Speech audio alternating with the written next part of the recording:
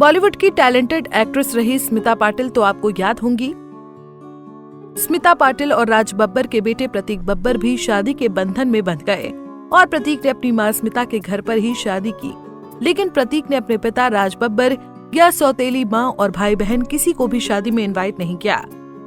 कहा जा रहा है कि शादी में सिर्फ करीबी दोस्त और दुल्हन के माता पिता ही शामिल रहे। स्मिता पाटिल अव्वल दर्जे की एक्ट्रेस थीं। महज 30 साल की उम्र में वो टॉप की हीरोइन बन चुकी थीं। लेकिन पर्सनल लाइफ के चलते उन्होंने लोगों की काफी आलोचना भी सही। लोगों ने तो उन्हें यहाँ तक कहा कि उन्हें दूसरी औरत की बद्दुआएं लगी थी, इसीलिए उन्हें इतनी दर्द भरी और जवानी में मौत मिल गई।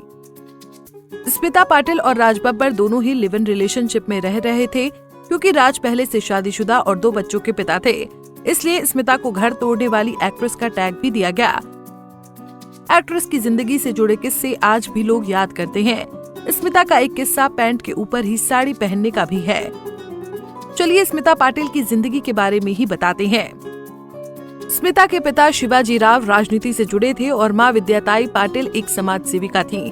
बहुत कम लोग जानते हैं कि स्मिता एक्ट्रेस से पहले टेलीविजन में न्यूज रीडर थी और शुरू से ही खुले विचारों की थी और दबंग पर्सनालिटी रखती थी।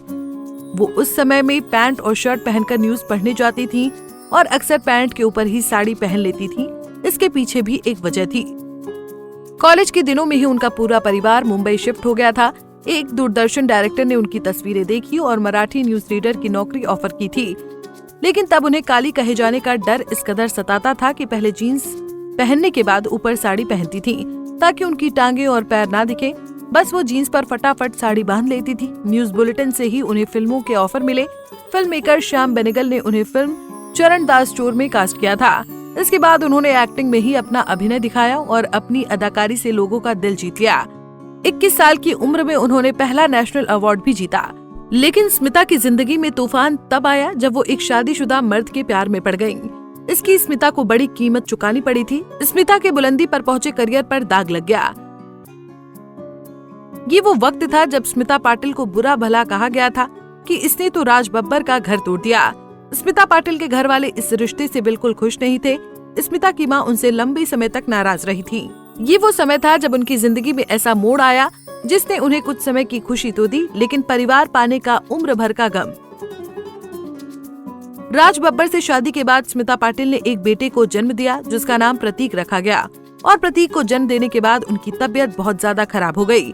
13 दिसंबर 1986 में स्मिता पाटिल इस दुनिया को छोड़कर चली गयी।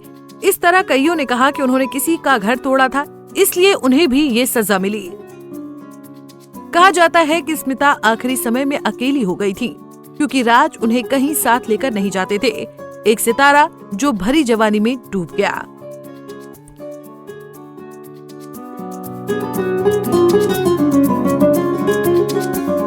ऐसे ही और वीडियोस के लिए आप नारी के पेज को YouTube पर सब्सक्राइब, फेसबुक पर लाइक और इंस्टा पर फॉलो करना ना भूलें।